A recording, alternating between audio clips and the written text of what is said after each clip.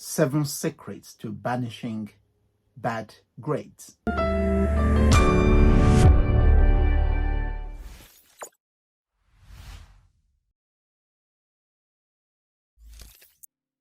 I'm going to share with you 7 things, well, I call them secrets, which you as a parent, which will help in your teenager achieving top exam grades at either GCSE or A level.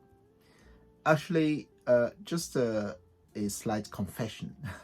The title, Banishing, the word banishing is in it. It was put together by a young lady who was actually a teen, well, just a young person at the time. She just finished, I call her Emma to protect her identity, not her real name. She put it together when she just finished at LSE, London School of Economics. Later on, she went to study PhD at Cambridge University. And this is a young person who was not performing very well when she was in the early part of year 11 and also in year 10. But she ended up in the end getting top grades, A star in maths and A in double science at the time. So this young person came from obviously a home in which the parents care. So she's the kind of young person that we as a parent ought to perhaps listen to in terms of what inspire young people.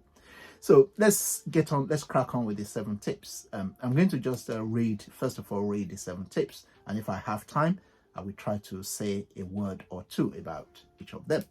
Let's crack on.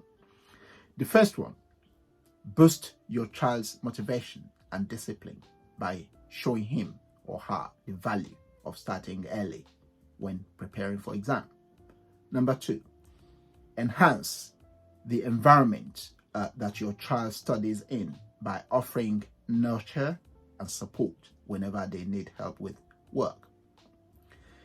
Number 3, based on your child's ability and needs, make time to pin down the subjects they are particularly struggling with. Number 4, teach your child to study little but often and to think long term. This way, they avoid panic in the run-up to exams. Number 5, seek advice from competent, reputable teachers and specialist education consultants who have both experience and proven track record of success. Number 6, instill a subconscious desire for success within your child.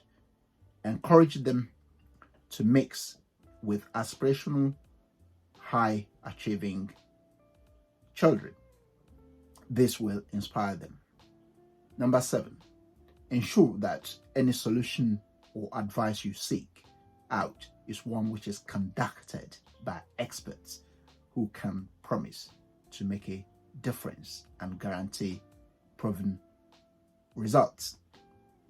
Now, those are the 7 secrets that Emma puts together. Now, I'm just going to speak briefly about each of those 7 points, which will help you as a parent in the process of helping your teenager to achieve top grades at either GCSE or A level.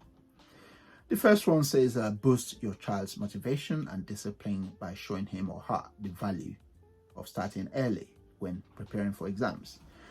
Now, we parents know that children grow up very quickly. Time goes very quickly. Trying to put that across to teenagers is not always straightforward, but it is important. It has to be done. So the GCSE itself is a 2-year course, whereas in the second year, the final year, just like A level, very little study is done. Well, 60% is completed in the first year, simply because the second year, the final year, there's a lot of tests. They have to complete the specification early, and also there's mock exams, revision, and so on and so forth. So time is of the essence. Like anything, starting early is much better. There are many other points, but I'm not going to mention it in terms of higher tier foundation, GCSE in science subject and maths, for example.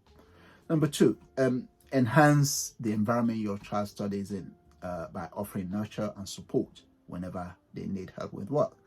So this is where the parents play a huge role in putting them in an environment which nurtures high achieving, which help them to succeed. You've done your best by finding the right school for them, but also do your best in actually making sure that the home environment they study in is one that is conducive to effective learning. And whenever they need help, be there to provide help or to find it for them. Number 3, based on your child's ability and needs, make time to pin down the subject they are struggling with. This is very important. Yes, it is difficult to converse, to have time to discuss with teenagers, to speak to them, but it has to be done. And it's important to highlight, to actually diagnose the problem, in which subject, to find the subject in which they're struggling with, so that you are in a position to find them the help they need in their subject. Very important. Number 4 is about teaching your child to study little but often. Again, in my last video, I talked about the concept of 90-30, 90 minutes of study, followed by 30 minutes of break. This help to keep going.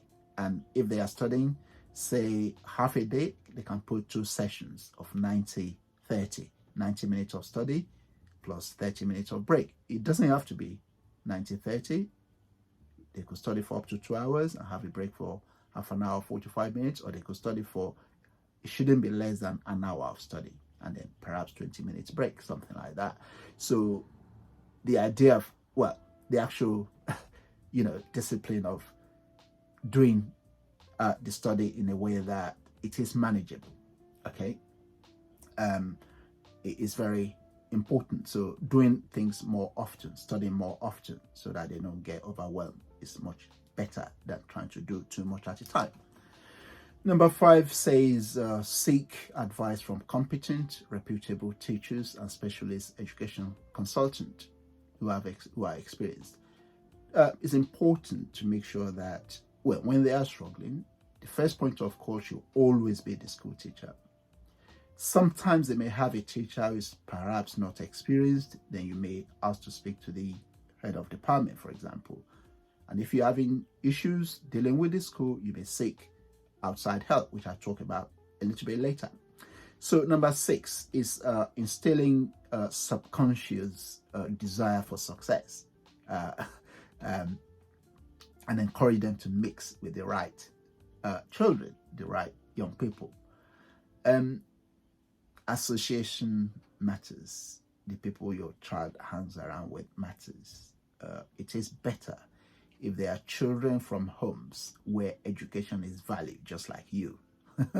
Okay, where parents value education, that will rub off on your child. So that's very important. I know it can be difficult with teenagers, but do your best to encourage that, so that they mix in with the right children.